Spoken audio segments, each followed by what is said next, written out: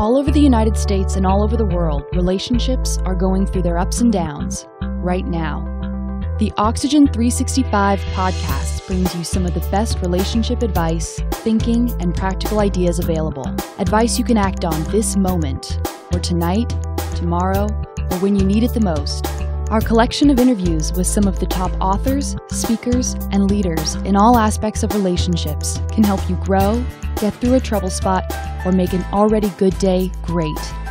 Get ready to join our host, Noel Metter, as he interviews our guests each week, bringing you the best and most current information on improving your relationships. Whether you're dating, engaged, newly married, empty nesters, or in the thick of a problem, you're sure to gain something from our interview today. So without further delay, here's Noel with today's guest and a ton of solid, practical relationship advice. Welcome to Oxygen 365. I'm your host, Noel Metter, and this is episode 11. And today our guest is Dr. Dorothy Guy Bonvillain, and she has spent over 4 decades serving the military as a military spouse to her husband. She's a coach, a speaker, author of several books, including the one that we're going to focus on today, which is Loving Your Life, 7 Steps to Military Wives. She's a trainer in the personal professional development, transformational leadership space, and cross-cultural competencies. And I think one of the distinguishing things about Dorothy is that she is a mentor to military wives everywhere. So Dorothy, thank you for being on the show with us. Welcome. I am delighted, Noel, to be here. I'm ready to share. Awesome. Well, hey, on today's show, we're really going to be looking at some specific actionable advice about military spouses' inner circle and finding their purpose and dream. And so I want to just jump right in there. You know, in your book, you talk about this inner circle. What is it? What does that mean? Inner circle it's a concept that most people aren't aware of. And I went all the way through a doctoral program, and I wasn't aware of the importance of the inner circle. So the quote that I like to use most is from Jim Rohn, and he says, "You are the average of the 5 people you spend the most time with." So what I would ask military wives to do is to really think about how critical that is. I mean, the first time I heard that, I was like, whoa, I really need to think about this. One exercise to do right away is sit down and start thinking about who are the 5 people I spend the most time with. Get you a journal, write it down. Write it down. It's really key. Get those top 5 and then start asking yourself, okay, these are my key relationships. There are sort of 4 parts to this. It's you, it's your family, it's your friends, and then the other really important, often missing piece to this is to find a mentor. You know, a lot of military wives say, well, how do I find a mentor? You know, I'm often uprooted. I'm trying to find my way in a new place. Look for a mentor. You have to be intentional about it. And find someone who's doing something. Find someone, for example, if you want to be a teacher, and you're going to have to go back to school, you know, find a teacher and start asking, what are the steps? Find someone who's doing what you want to do. Ask them to mentor you. Don't think that it's going to happen without asking. You need to ask them. You know, John Maxwell talks about when he was just starting out, he even paid people for their time with money he didn't yet have. But it was that important to find a good mentor who could share, here's the steps that I did, here's what I did well, here's what I didn't do well, and then apply that to this top 5 people. Okay? Yeah, that makes a lot of sense. And tell me, why do military wives especially need this? From your perspective, after 4 decades, right? I think you have something to say here. Why do they need a mentor?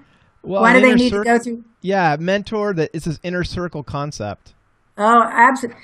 It's so critical because, let's see, how can I, you know, you're uprooted. That's one of the biggest issues that military wives talk about is, you know, the PCS process, the transition process. And so you're in this struggle that I call survival mode, you know, and you're trying to figure out, okay, you're trying to get your kids settled. If you have children, you're trying to get plugged in. So if you're not aware of how important these top 5 people are, then people show up and you just sort of begin to live your life and you plug in however you can. because you're only there for a period of time.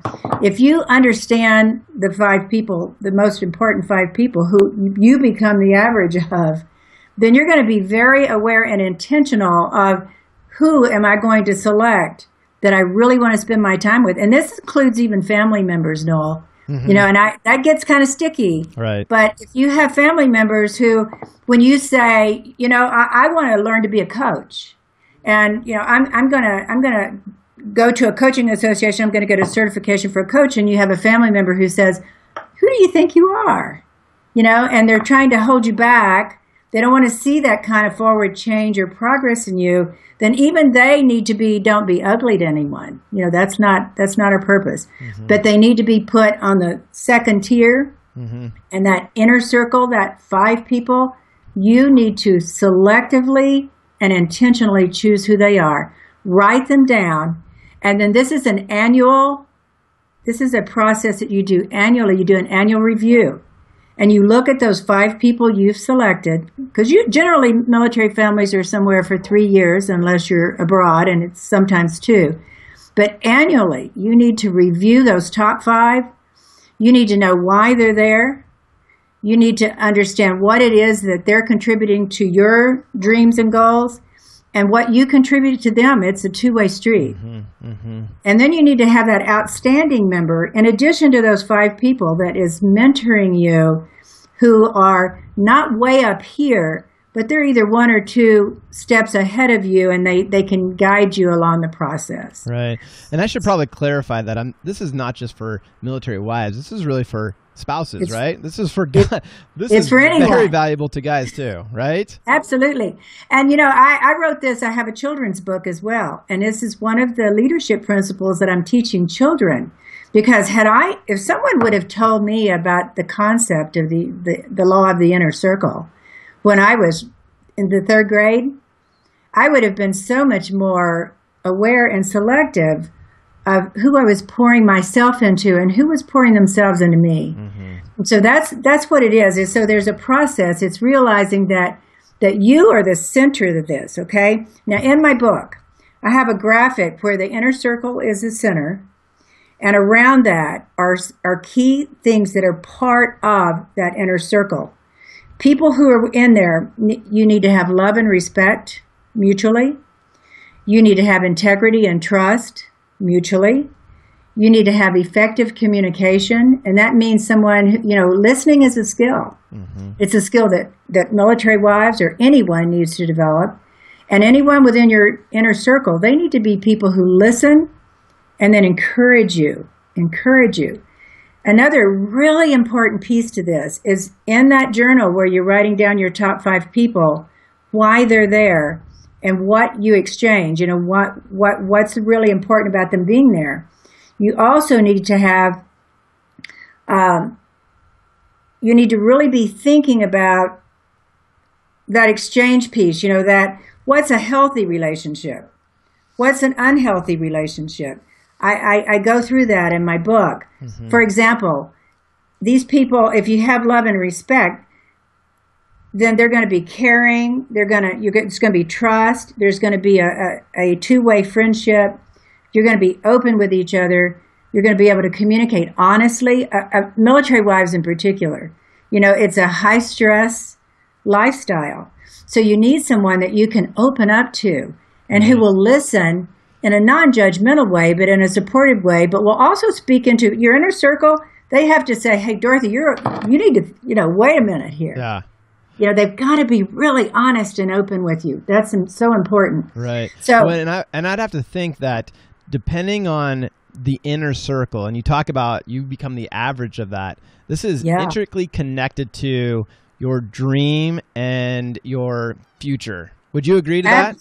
Oh, absolutely. It is a key piece to being able to move this forward. Now, so as a young military, let me ask that question just in terms of finding your purpose and your dream. Why is this so important? I think you talk about this in your book. There's like some pretty deep parts of why you believe this is such a crucial part for military spouses to come to this realization.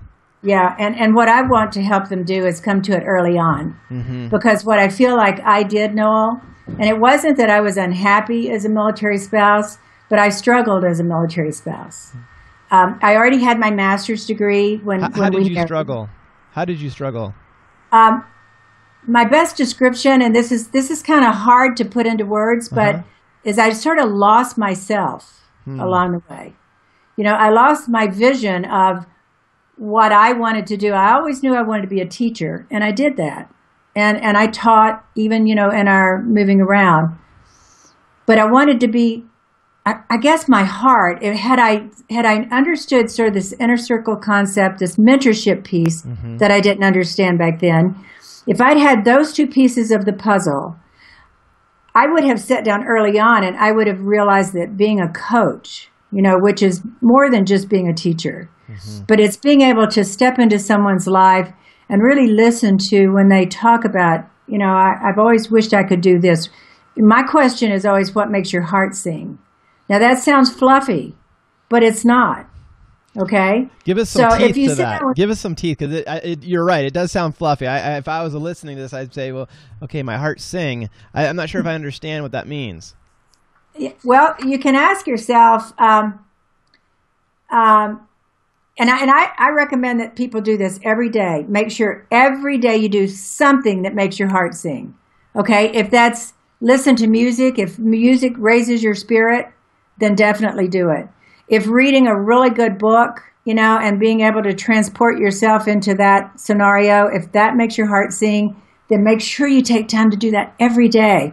If writing is something that makes your heart sing, we all have different things that sort of charge us up, but we know when that is. We're not, it's effortless. It's something that it comes natural and we just want to do it.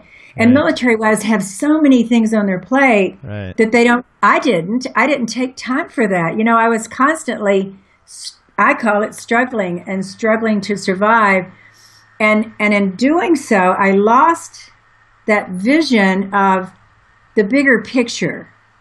These things are so hard to describe, but it's, I would have been a coach. Right. I would have been a coach, because a coach steps in and can listen to someone who feels like their life is a mess, and they can help them understand that yesterday ended last night. Where do you want to go from today? Well, and then they can. Let's talk about. Let me because I think what you're talking about is, how do you find your dream, right? I mean, for you, your dream was to coach. So help our listeners understand, how do you find your dream? I mean, so let me just kind of recap here. So you're talking about your inner circle helps create the pathway where they're speaking into you encouragement to help you ultimately find purpose and your dream. But as an individual, if I'm a listener, I'm thinking, how do I find my dream? I know it's there, but I just don't know how to get there. Yeah. I think one exercise, just like the inner circle exercise and the annual review exercise, and identifying a mentor and getting that mentor in place. And another one is to sit down and do a values exercise. Okay, if you live a values-based life, ask yourself, what are my core values? Okay, you may want to do this with a close friend. You may want to do this with your spouse. You should also sit down and do this as a family. Kids need to be aware. What are our core values as a family? What are our core values as an individual? Okay? Until you understand that piece, Noel, it's hard to decide, okay, what is my purpose? What is my dream? Because it needs to be values-based. And it needs to be core. Now, what are core values? They're non-negotiables. They are those things that if somebody, no matter what the circumstances may be, you are not going to renege on that. Right. You're going to be true to those values. So what are some of your core values? Just so our listeners have a kind of a framework of, because I'm thinking corporate. I'm thinking corporate core values, which are generally boring. And, they're like, oh my gosh, there's this, we think of character and integrity and be the nice person. What are your core values? Well, integrity is actually one of them. Okay. It's one of my top ones.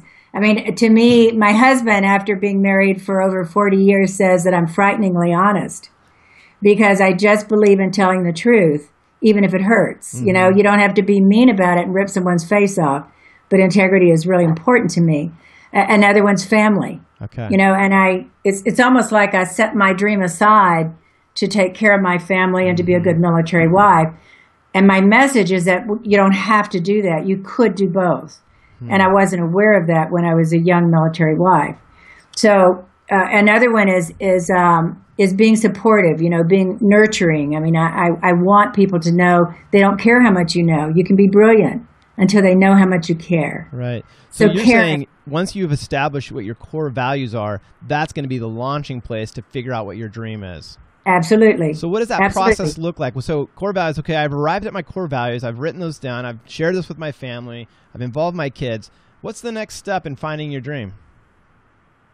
Okay, I would say another part is you need to know, the more you know about yourself, the more you're going to be able to build that dream. So here's another step. Here's another piece, and this is an actual exercise that people can do. Okay. And it's a very, very simplified version. Yeah, I love exercises, practical steps.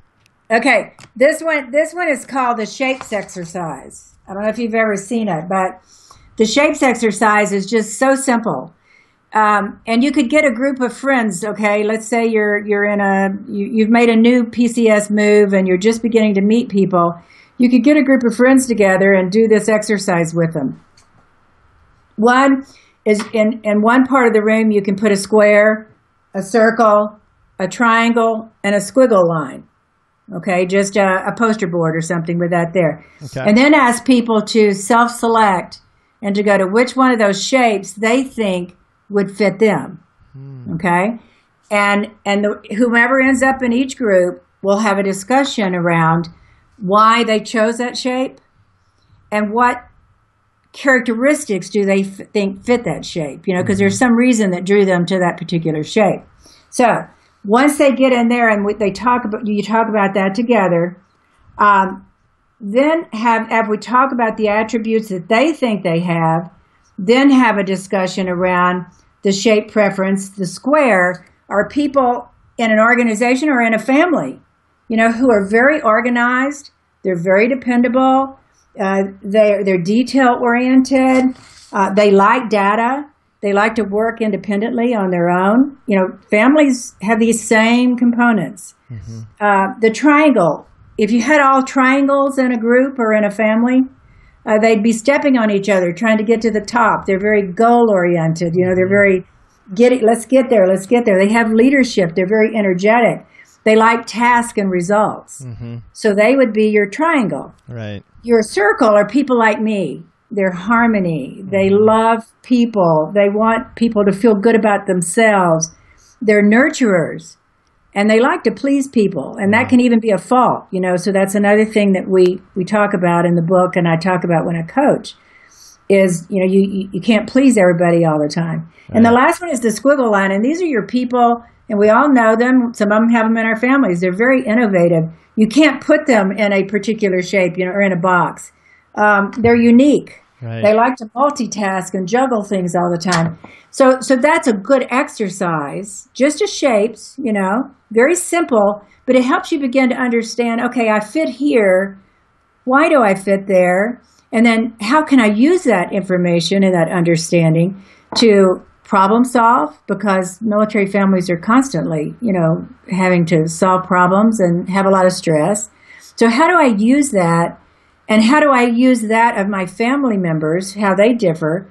How do we make a nice puzzle out of this and we work as a team? Right. It's so important to work as that team. And then any questions that you have, ask that mentor. Yeah. Or have several mentors. One of the things I didn't know too, Noel, is that books are mentors. Sure. Absolutely. Our books are mentors. Yep. So another really good exercise that I have in the book is I've developed, and I'm still working on this. It's called a military life cycle graphic. And it really takes, and I do it by seasons. I tie it to a season. But these seasons occur every time you have a PCS move or a deployment, or a long TDY. I mean, these aspects come into play. And so it's another visual that people can have that I expound on in the book, and I would do, in a coaching session or in a group coaching session, Right.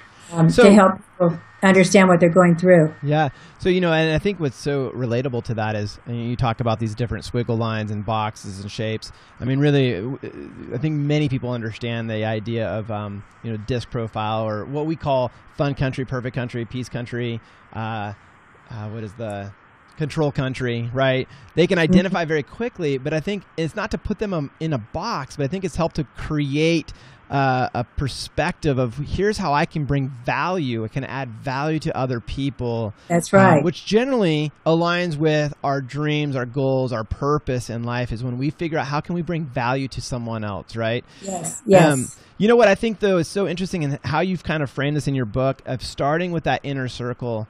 The importance of that is so often, I think the dream inhibitor is that we have our own scripts that subconsciously or consciously we begin to identify with, and we've essentially said, this is my lid and I can't go any further. It's those limiting beliefs, and it's that inner circle who comes in and says, you know what, I see potential that you're not seeing right now, and this is the dream that I want to launch you into.